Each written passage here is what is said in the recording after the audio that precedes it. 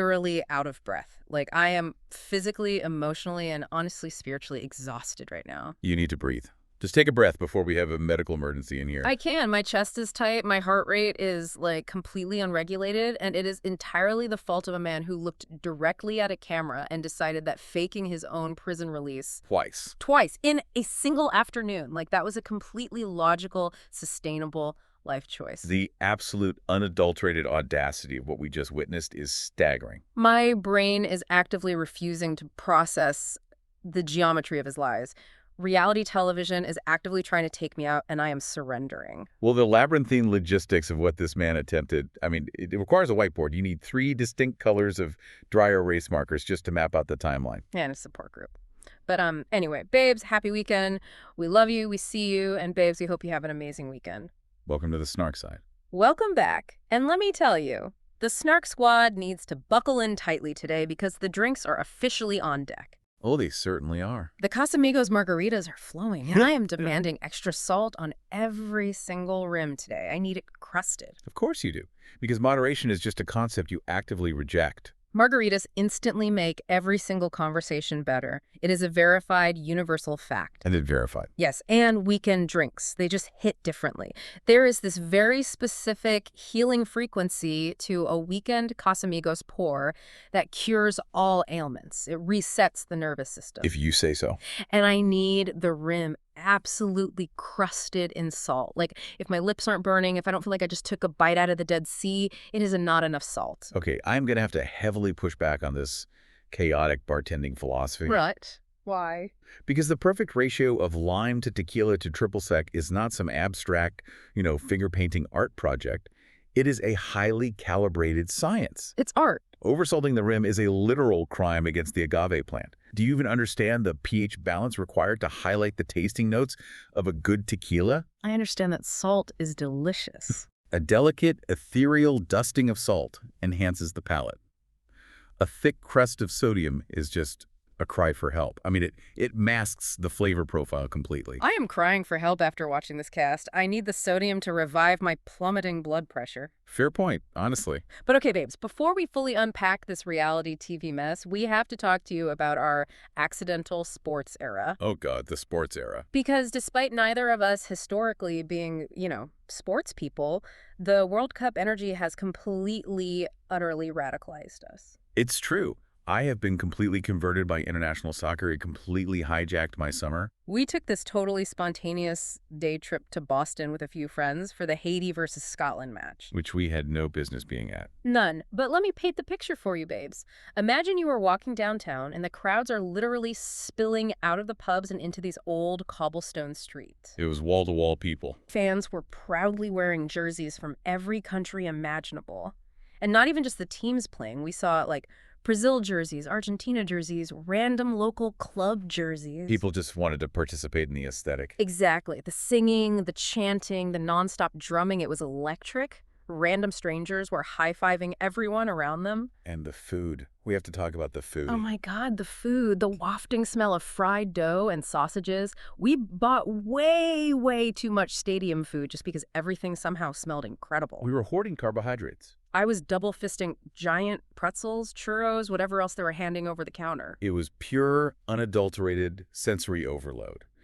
And the most fascinating, slightly embarrassing dynamic of the entire afternoon Oh, no. was that neither of us had any actual clue what was happening on the pitch. None at all. The actual mechanics of the game were a total mystery. Zero. I was enthusiastically cheering for whichever team looked the happiest. You really were. If the crowd in blue was jumping, I was jumping. If the crowd in red was yelling, I was screaming at the top of my lungs. It was pure vibes. And while you were operating purely on emotional contagion, I spent, easily the first half of the match intensely interrogating a complete stranger sitting beside me. You wouldn't leave that poor man alone. I was demanding they logically explain the offside rule because my brain could not handle the chaos without structure. I needed the spatial geometry of the field explained to me. You were using his napkin to draw diagrams. I needed to understand the precise positional awareness required for a forward to not be penalized by the linesman.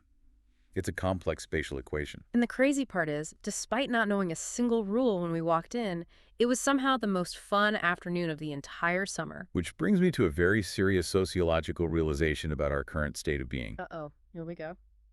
Our summer has taken a deeply unexpected, somewhat alarming turn. I mean, I had a vision back in May. I was meticulously manifesting a soft girl summer. We both were. I had digital vision boards filled with aesthetic, sun-drenched brunches, morning Pilates classes. And the matching sets. Yes. Leisurely beach reads under a striped umbrella, sipping freezing peach bellinis on a quiet patio. That was the dream. And instead, we have mutated into completely different life forms. We really have. We are now rec basketball people. We are aggressive bowling people. We are World Cup people. We survived that chaotic dude ranch. Dude ranch survivors. And now we are accidental, carb-loading soccer hooligans. I literally own a jersey now. But I have to ask you, are our personalities actually evolving, or are we simply collecting random high-energy hobbies at an alarming, desperate rate just to avoid sitting in silence and processing our own emotions? Oh, it's definitively the latter. You think? Absolutely. There is no personal evolution happening here.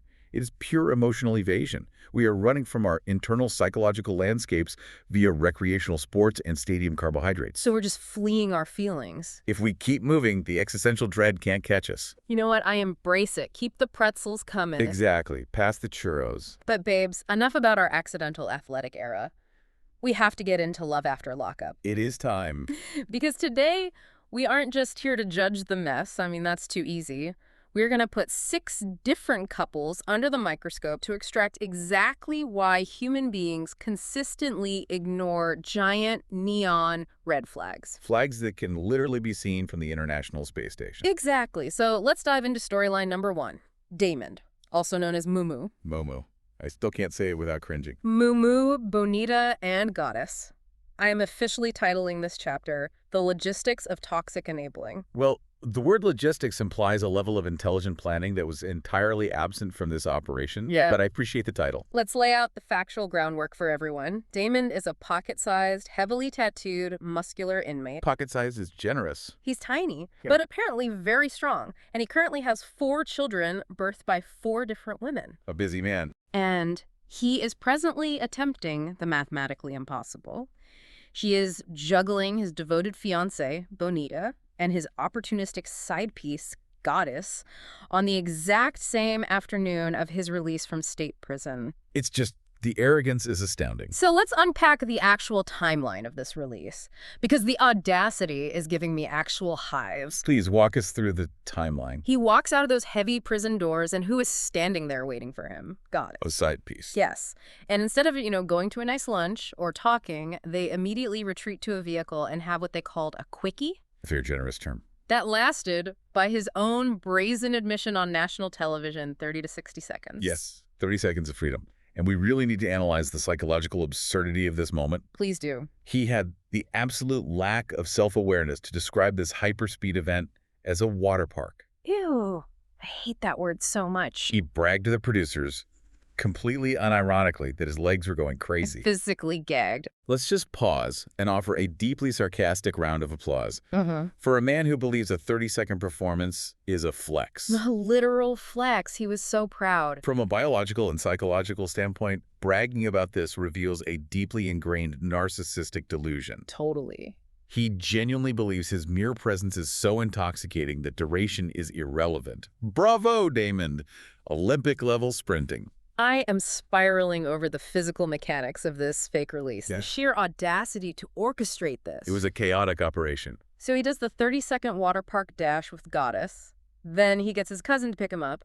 They drive to his parole officer to check in. Right. Standard procedure. And then, and this is where my brain completely short circuits, he has the cousin drive him back to the penitentiary. Returning to the scene of the crime. He literally returns to the scene of his incarceration so he can stand outside the gates and be released all over again. From 3:00 p.m. to 5:00 p.m. just for Bonita. Damon, trying to manage 2 women on release day is, it's like trying to change a tire on a car while it's going 80 miles per hour down the interstate. It's insane. It's a logistical impossibility disguised as masculine overconfidence. But how exhausting is it to maintain this level of lying on day one of your freedom? Oh, incredibly exhausting. Imagine you just did years behind bars, you finally get out, and instead of breathing fresh air, your immediate task is continuity management. Wardrobe continuity. Yes.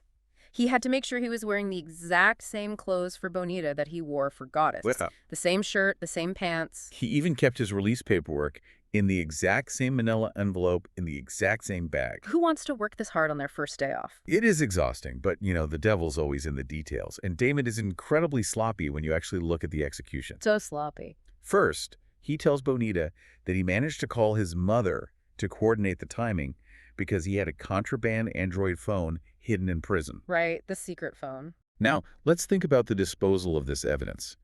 How did he claim to get rid of it? Oh my God, I know where you're going. He says he flushed an entire Android smartphone down a prison toilet. Flushed it. A whole rectangular brick of a phone. It defies the laws of physics. I don't care how strong the plumbing is in a state facility, an Android is not navigating the U-bend of a standard toilet. Precisely. It's a structural impossibility. It would get stuck. But the absolute peak of his sloppy logistics, the moment the illusion completely shattered, was the footwear. The shoes. He left his shoes, which he explicitly made sure the cameras knew were authentic Prada shoes. He left them in Goddess's getaway car. He just abandoned the Prada. So when he walks out of the prison for his second premiere for Bonita, he has to borrow his cousin's slides. Slides. The giant, massive, oversized slides. They were practically water skis. He comes strutting out of the prison gates for take 2, wearing his cousin's slides that are basically clown shoes on his tiny pocket-sized feet. The acoustic clapping sound they made against his heels. He literally said he felt like the Jolly Green Giant. Babes, if you are Bonita and your man walks out of a maximum security facility wearing shoes 3 sizes too big, you are immediately asking questions. Any rational person would. Whose shoes are those? Where are the shoes I know you went in with? But we can't just place the blame entirely on Damon's lack of foresight. Yeah. Right? Because he isn't operating alone. Oh, no, he's not. He has an entire dispatch team running interference and cover for him. Specifically, his mother, Nikita. Oh, my God. Nikita. We need to unpack the sociology of this woman. I am screaming about Nikita. This woman is not just a passive bystander. She actively participated in the scheme. She was the mastermind. She deliberately stalled Bonita by withholding the borrowed car they needed to drive to the prison. Just holding the keys hostage. Bonita is sitting there, fully dressed up, anxious, missing the release window, and Nikita is just playing psychological games to buy her son time to finish his 30-second hookup. It's a dark game. It is evil. Actually, I'm going to push back on the word evil. Really? What would you call it? It's not evil in the traditional sense. It is a deeply twisted, highly specific, protective instinct. Okay, explain that. Let me explain the psychology of what everyone online brilliantly coined the final boss of boy moms. The final boss. So true. In the prison system ecosystem, you often see this toxic enmeshment between mothers and incarcerated sons. Nikita views her son not as an adult man capable of making catastrophic errors. Which he is. Exactly. But as a perpetual victim of circumstance who constantly needs her protection. By actively sabotaging Bonita and enabling Goddess, she maintains absolute control over his romantic life. Wow. Wait, so she wants him to fail? In a way. If he is constantly juggling chaotic women, he will always ultimately rely on his mother as his primary anchor.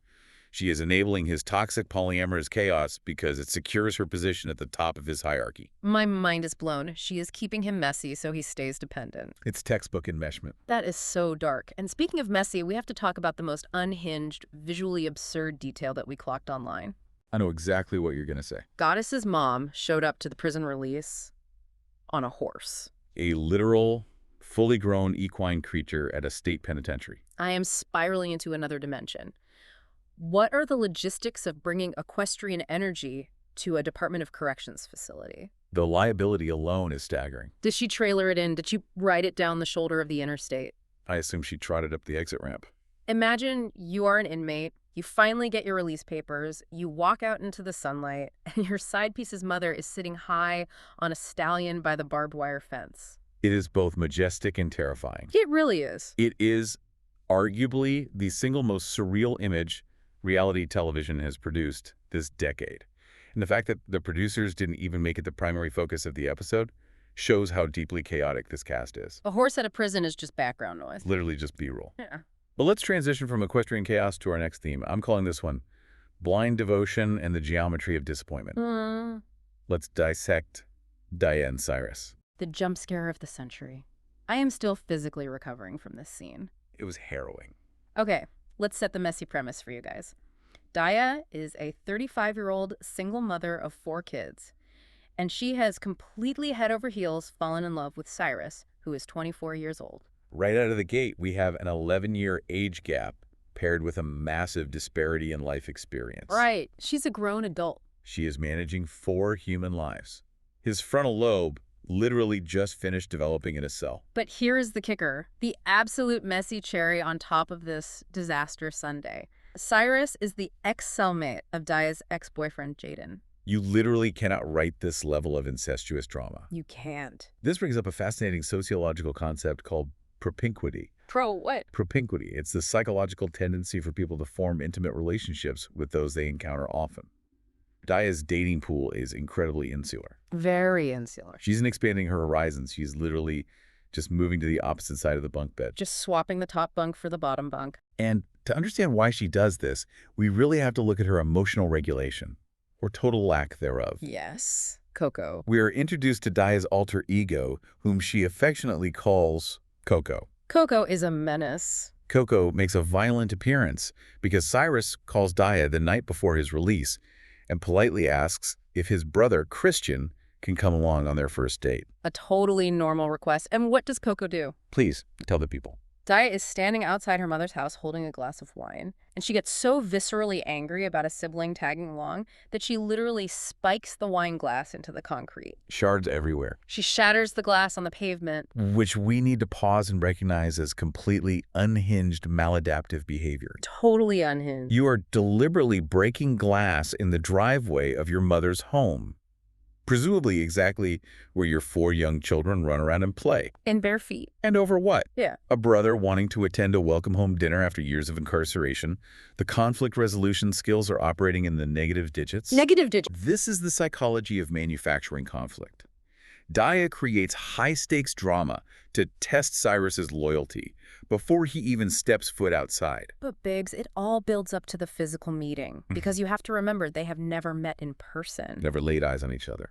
Daya is so blindly invested that she actually went to a parlor and got Cyrus's initial, a massive C, tattooed on her body site unseen. A permanent physiological modification. She looks at the camera and says she considers herself a married woman. And on the day of the release, she makes a very specific wardrobe choice. Thought of boots? She wears massive platform shoes. Why? To physically verify if he is actually 5'11" like he claimed on his profile. I will say the platform shoes acting as a tactical mobile measuring stick is the only logical step she took all day. Really? You respect it? I respect the physical verification process. Trust, but verify. Sure. However, all the platform shoes in the world could not have prepared Daya or us for what happened when Cyrus walked out of those heavy metal doors. Oh my God. Don't remind me. I will coldly describe the visual for everyone listening. He emerges sporting some highly questionable, deeply uneven prison cornrows. The hair was a choice. But the real shocker, the absolute jump scare that rattled my soul, is when he smiles. The tooth. The missing tooth. He opens his mouth, and he is missing his entire front tooth. A primary central incisor is simply gone. Gone. A gaping hole. A casualty, he freely admits, of his past severe crack addiction. I gasped. I physically threw myself back from my television screen. I had to pause the video. And yet Daya just runs up, jumps into his arms, and starts kissing him. She is deeply making out with him right there in the prison parking lot. Zero hesitation. I was spiraling. How do you ignore that? Well, let's look at the mechanics of this. A missing side tooth or a molar is one thing. That's a back alley mystery you can hide. Sure, chew on the other side. But a missing front tooth, that means the entire breath dynamics are severely compromised. Oh, ew. The breath dynamics. The airflow is completely unregulated. The kissing mechanics, the suction, the placement, it all has to be completely recalibrated on the fly. Stop it! Recalibrated suction!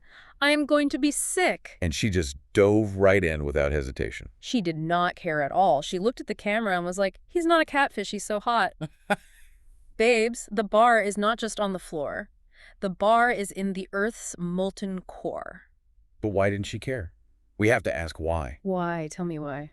This is the ultimate example of the sunk cost fallacy. Oh, right. Daya has already alienated her ex, alienated her family, Right. tattooed this man's initial permanently onto her epidermis, and bought platform boots. The investment is huge.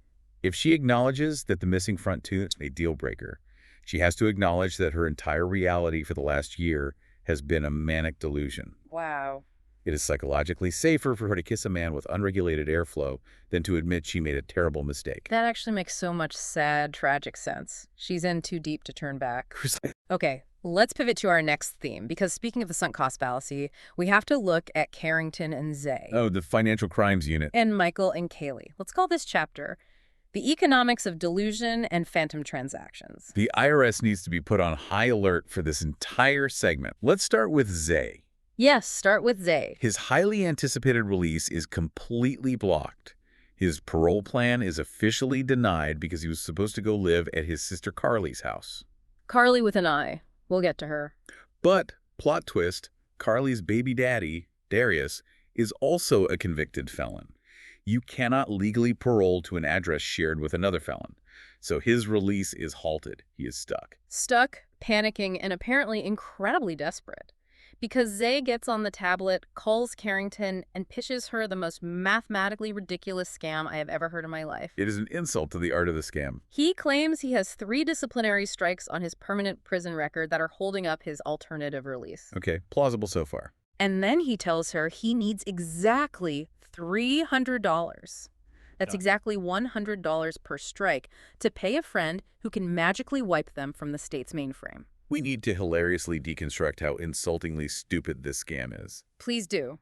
Who exactly is this phantom friend receiving Venmo payments to alter state penitentiary records? A ghost. Is the friend the warden of the facility? Is it a federal judge moonlighting on Cash App to pay off his mortgage? Is it the governor? Is it a rogue hacker in a dark hoodie sitting in a basement mainframe typing furiously?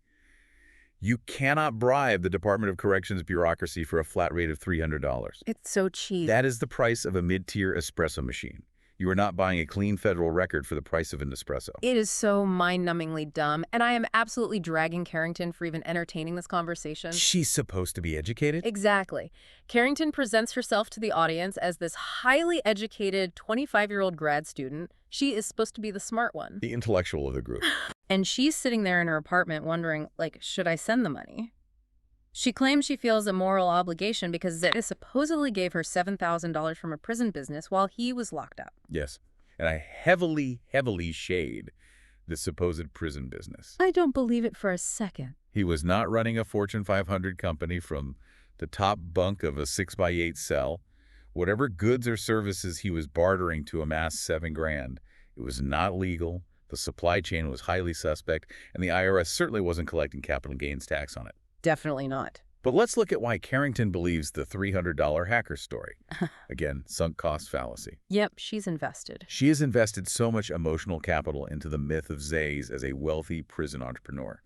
If she admits the $300 friend is a con, she has to admit the $7,000 business was a lie. And she has been played. She doesn't want to look stupid. Nobody does. But the hypocrisy of Carrington is what really sends me into orbit. She is playing the devoted, long-suffering prison wife for the cameras, but her own best friend exposes that she is actively swiping on Hinge. A very active digital footprint. She has a whole active roster of men. She is talking to a man named London, who is 45 years old. And then the absolute piece de resistance of the episode, Billy. Ah, yes. Sweet, vulnerable Billy. Billy is her 67-year-old sugar daddy. The benefactor. She literally looks at her friend and says, he's an income source for me. She claims she only gives him her time, her presence, and conversation, and he gives her large sums of money, but there is absolutely no physical intimacy. Just paid companionship. When the friend looked at her and asked, who the F is Billy, I completely lost it. I shouted at the screen because I had the exact same reaction. It's a very diverse financial portfolio. Yeah. She's diversifying her assets between phantom prison hackers, middle-aged Hinge dates, and a septuagenarian benefactor. She is an investment banker. But despite her hustle, she's hitting a massive brick wall with Zay's family, specifically his sister Carly. Carly with an I. And I have to call out Carly for her psychological warfare.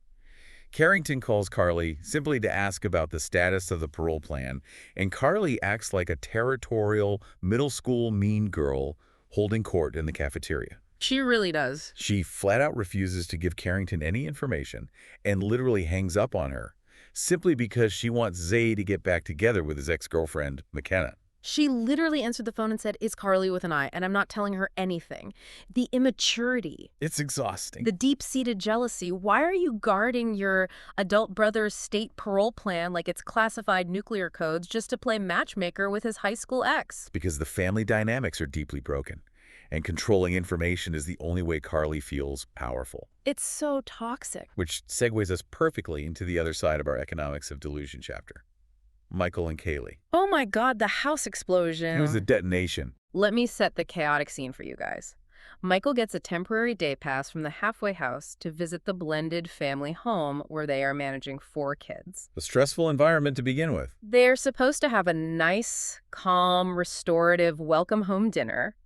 Instead, an absolute glass-shattering, screaming match erupts in the kitchen between Michael's mother and Kaylee's mother. The matriarchs went to war. The literal water is thrown across the room. And Kaylee's mother, we should heavily emphasize for visual context, is a 70-year-old woman sporting childish pigtails during this altercation. The pignails. I cannot take a grown woman fighting in pigtails seriously. It undermined her authority completely. So Michael decides he has had enough of the disrespect in his domain, and he literally kicks Kaylee's 70-year-old pigtail-wearing mother out of the house. Evicted the grandmother. He stands at the door and says if she can't act like an adult, she has to leave the premises immediately. And in the quiet, tense aftermath of this senior citizen eviction, we get the financial bombshell. The real drama. Michael sits Kaylee down and demands to see the household bank statements. Why? Because Kaylee has been hiding a massive radioactive secret. A huge secret. While Michael was locked up doing his time, she completely lost control. She maxed out multiple credit cards, took out high-interest personal loans, and racked up $42,000 in consumer debt. $42,000. An astronomical sum for their income bracket. That is a luxury vehicle. That is a down payment on a house. And when Michael confronts her about it, when he is emotionally laying out how she completely ruined his credit score and put their entire family in this massive, inescapable financial hole, she literally just sits there on the living room couch and smirks. This smirk. She's physically smirking at him while he talks about bankruptcy. It's the chilling smirk of a woman who is entirely dissociated from financial reality. It's a defense mechanism. Smile. Yes. If she smiles, she doesn't have to absorb the gravity of the compound interest. Oh, the interest is going to absorb. But frankly, as horrific as the $42K debt is, the true atrocity of this scene, the moment that truly tested my gag reflex, occurred moments later in the kitchen. Yes, thank you. I need to completely pivot away from the credit score because we have to talk about the most deeply offensive part of this entire reality TV season. The culinary atrocity. Michael sitting at the kitchen island, hunched over, inhaling a massive plate of baked macaroni and cheese. I need to pause and point out the horrific, institutionalized etiquette displayed here. Please break it down. First of all, the speed at which he consumed this meal was deeply alarming. He didn't chew. He unhinged his jaw and inhaled it like a python. He was gone in seconds. Second, we need to critique the plating itself. There was no sauce visible. None. It was so dry. There were no side vegetables to balance the meal. There was no protein, no meat. It was just a massive, dry, unadorned, yellow mound of baked pasta. And then the absolute crime against humanity. Here it comes. He finishes the plate, and instead of walking 2 feet to the drawer to get a clean utensil, he takes his used fork, the fork that has been inside his mouth, scraping against his teeth multiple times. A biohazard. And he sticks it directly back into the communal glass pan of macaroni to carve out a second helping.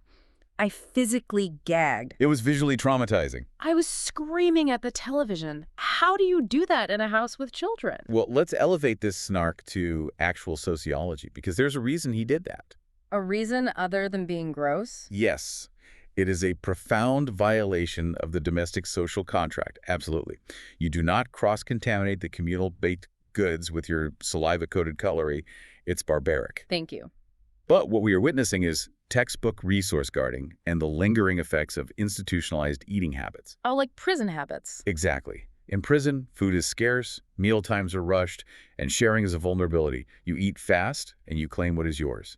He is operating on a scarcity mindset. Wow. Okay. His brain hasn't registered that he is in a suburban kitchen with an abundance of food.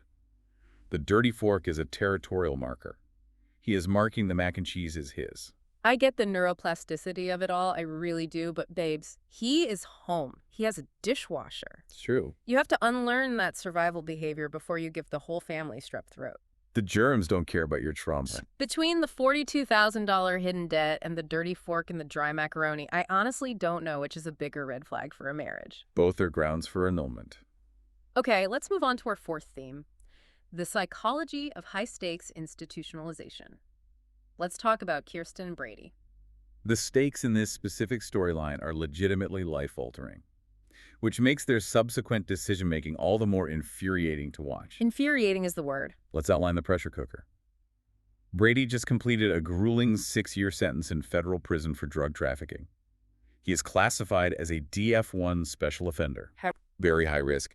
Upon his release, he is legally mandated to report directly to a halfway house that is located exactly 300 miles away. 300 miles. If he is even 1 minute late for his check-in, the feds will immediately issue an escape packet, a warrant goes out, and he could be looking at an additional 15 years behind bars. 15 years.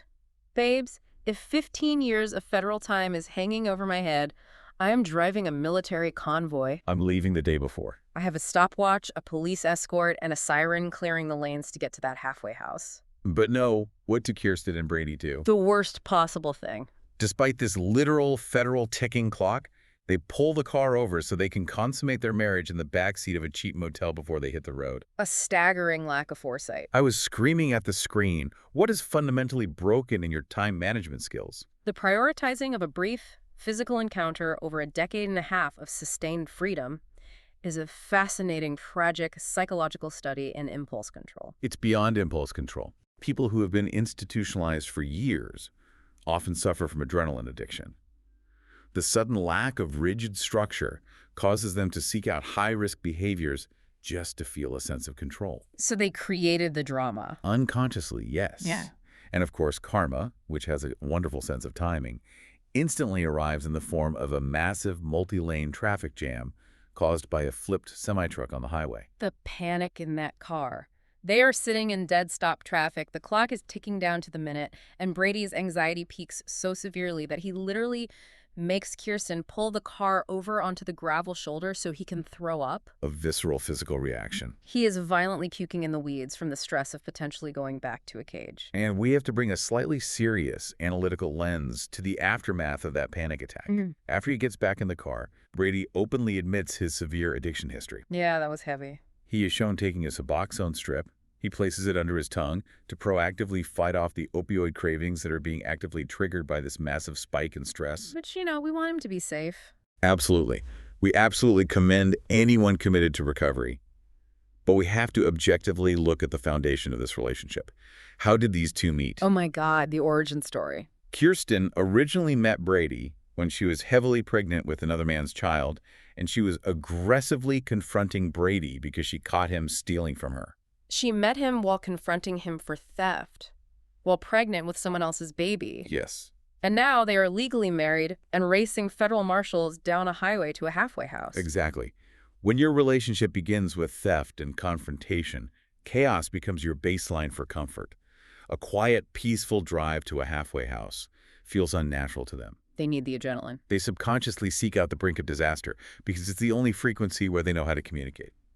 As I said, this is the foundation of a healthy, stable marriage, obviously. Obviously. Pure textbook romance. And finally, just a brief mention for our last theme, the anti-interrogation. Let's talk about Rich and Felicia. A brief but vital moment. Felicia finally gets her release. But the moment they sit down, her partner Rich immediately gets aggressively, relentlessly grilled by Felicia's aunt. She was a bulldog. The aunt is asking all the hard, uncomfortable questions about his ongoing divorce, his finances, and his actual intentions. It was a masterclass in cross-examination.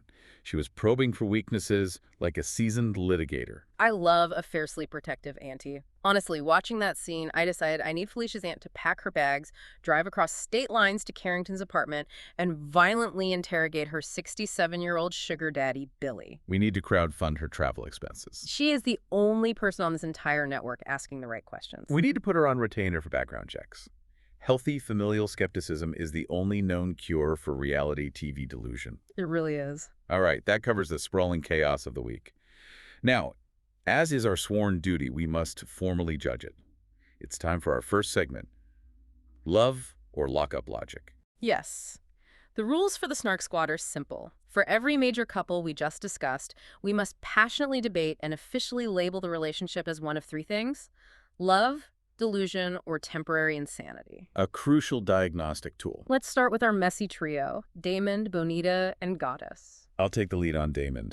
I diagnosed Damon with pure, unadulterated, malignant delusion. Malignant. The absolute arrogance to think he can pull off a double release in the exact same outfit, using his mother and cousin as logistical pawns without getting caught by a camera crew.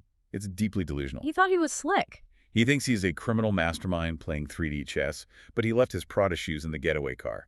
He's playing checkers in the dark. Checkers in the dark.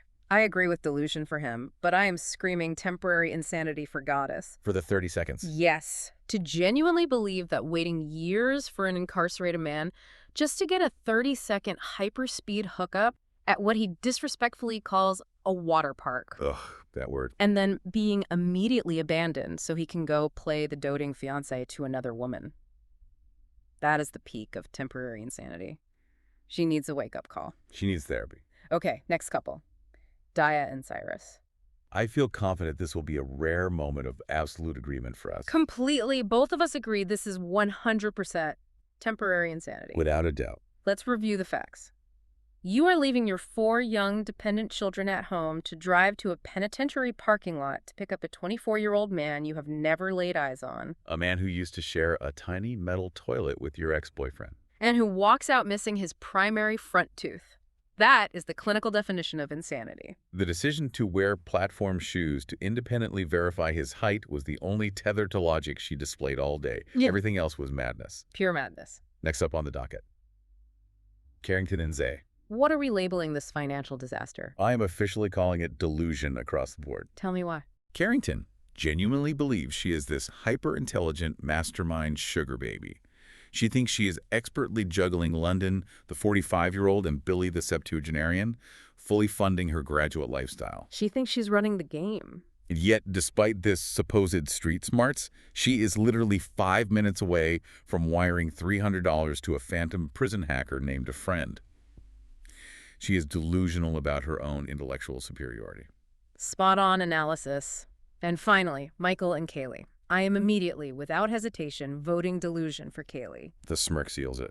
The fact that she genuinely believes she can hide $42,000 of maxed-out high-interest credit card debt behind a smug, silent little smirk on the living room couch. Delusional. Completely disconnected from reality. The bill collectors and the repo men do not care about your cute little smirk, Kaylee. They want their money. No, the compound interest rates will continue to accrue regardless of her facial expressions. The math does not care about her coping mechanisms. Which leads us perfectly into our second segment of the day, the Red Flag Frequent Flyer Program. My absolute favorite segment, the rules. We must assign cast members a loyalty status based on the severity of their behavior. The tiers of terror. They can earn bronze, silver, gold, platinum delusion, or the highly coveted lifetime achievement in poor decisions. I am going first because I am fire out. Proceed with your indictments. My first pick goes directly to Daya.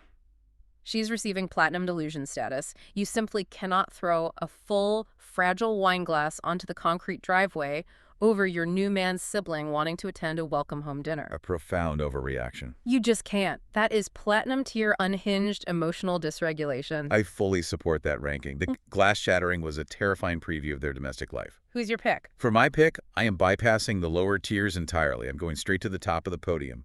I am awarding Nikita, Damon's mother, the lifetime achievement in poor decisions. Yes, the final boss of boy moms. Exactly. Yeah. Actively running dispatch on your adult son's two-timing release schedule, gleefully lying to his devoted fiancée, and holding the family transportation hostage. Just to give him 30 seconds. Just so he has enough time to finish his rendezvous with the side piece. That is a lifetime, generational commitment to toxic enabling. She has fundamentally earned the highest dishonor we can bestow. She really has. It's a masterclass in bad parenting. Okay, my final pick for the loyalty program. I am giving Kaylee the gold red flag. For the debt. Yes. You cannot max out multiple credit cards in someone else's name while they are locked in a cell, rack up $42,000 in catastrophic debt, and then just sit there quietly while your 70-year-old pigtail-wearing mother gets aggressively evicted from the premises. It's a dark trifecta. Gold red flag for absolute financial and familial ruin. Highly accurate assessment. Now, let's formalize these infractions in our third segment. If this relationship had HR. Yes. I love the corporate crossover, the rules. We must write ridiculous workplace incident reports for the cast based on their actions this week. And we must assign strict disciplinary action. The options for discipline are verbal warning, mandatory mediation, administrative leave, or immediate termination. I will read incident report number 1, filed against Damon. Let's hear it. Summary of infraction. Employee committed extreme fraudulent time theft and deliberately double-booked crucial client meetings with Bonita and Goddess. Time theft. Furthermore, the employee attempted to claim 2 full hours of billable working hours for a 30-second water park event that severely underperformed metrics. Oh my God, underperformed metrics. Verdict: immediate termination for gross misconduct, falsifying documents, and fraudulent timekeeping. Security will escort him from the building. Terminated. Pack up his desk and get him out of the building. Okay, I have incident report number 2, filed against Michael. The break room violation. Summary of infraction. Employee created a deeply hostile, biologically hazardous, and unsanitary work environment in the corporate break room by cross-contaminating the communal baked macaroni and cheese with a used saliva-covered fork. Violating multiple OSHA regulations. Exactly. Verdict. Administrative leave without pay. You cannot come back to this office until you take an intensive multi-day food safety course. I am still physically gagging. A completely justifiable suspension. We cannot have feral dining habits in the break room. Give me your next one. Incident report number 3, filed against Zay's sister, Carly with an I. Oh, Carly. Summary of infraction. Employee deliberately refused to share vital, time-sensitive company documents, specifically the federal parole plans, and aggressively hung up the phone on a colleague. So unprofessional. This obstruction of workflow was due to unresolved middle school jealousy and inappropriate, unsanctioned matchmaking attempts with a former vendor named McKenna. A former vendor. I'm dead. Verdict: mandatory mediation. You have to sit in a windowless conference room with an HR rep and use I feel statements until your prefrontal cortex finishes developing. Mandatory mediation for Carly. I love it. Make her sit there. All right, moving into our final segment of the day, the weekend bail fund draft. The rules for this draft are critical. Each of us chooses exactly 3 cast members we would reluctantly wire money to if we got a chaotic, late-night phone call from the county jail. And we have to explain exactly why the rest of the cast gets sent straight to the voicemail void. Precisely. Who is first on your list? Okay, I have my draft ready. Number 1 on my list, the very first person I am bailing out without question, Goddess's mom. Ah, the equestrian of the penitentiary. Yes, because anyone who has the unbothered, deeply majestic energy to saddle up and ride a literal stallion to a state prison release is a complete cultural icon who needs to be protected at all costs. A true pioneer. I will pay her bail just to hear the story of how she navigated highway traffic on a horse. Number 2, Bonita. Okay, saving Bonita. I am bailing out Bonita solely to get her as far away from the moo-moo madness as possible and to sit her down in a safe space to explain that her man's shoes didn't fit for a very specific cheating reason. An intervention bailout. And number 3, Kirsten. But, and this is a massive contingency, I am only paying her bail if the federal marshals haven't arrived yet. If I pull up to the jail and see the feds with the escape packet, I am losing her number and throwing my phone in the river. A very pragmatic, legally sound boundary. Do not mess with the marshals. Never. Let's hear your draft. Here is my draft. Number 1, Brady. Really, Brady. I am bailing him out strictly out of profound biological pity. The man was throwing up in the weeds on the side of a busy highway from sheer unadulterated anxiety. It's true, he was He suffering. physically, gastronomically cannot handle the stress of lockup, and I feel genuine sorrow for his gastrointestinal tract. So number 2, Felicia's aunt. the interrogator. I need her free, out on the street, so she can continue interrogating the deceptive men of this franchise. She's doing the Lord's work and deserves her freedom. Agreed. And number 3, Billy. The sugar daddy. You're saving Billy. Yes. I am bailing out the 67-year-old sugar daddy so I can drive him to a secure location and politely, but very firmly, advise him to freeze his credit, change his banking passwords, and protect his vulnerable retirement assets. Protect the assets, Billy. He needs financial counseling, not a jail cell. We have to save him from Carrington and her phantom $300 hacker friends. Protect Billy at all costs. Okay, but who is going straight to voicemail? Who are we leaving in the cell? I am sending Dia to voicemail immediately, without a second ring. Same. If you have the vast disposable income to buy tactical platform boots for a prison parking lot and pay an artist for a fresh, permanent tattoo of a man you've literally never met, you have your own bail money. Use your platform boots to walk to the ATM. Exactly. Financial priorities. And my automatic voicemail goes to Damon. Do not call me Moo Moo. Let Nikita handle it. Let Nikita, the final boss of boy moms, come down there with the borrowed car and bail you out. She has the keys anyway. Let her deal with the paperwork. She's probably already in the waiting room reading interference. Babes, this entire breakdown gave me heart palpitations, but we somehow survived the madness. Now we turn the conversation over to the Snark Squad. I need you all to hit the comments right now and answer these 3 crucial questions. We need your data. Number 1, have you ever attended a major sporting event and had absolutely no idea what the rules were, but still had the time of your life just vibing with the crowd? The accidental sports era. Number 2, as we approach July, are you team soft girl summer or team accidental sports era?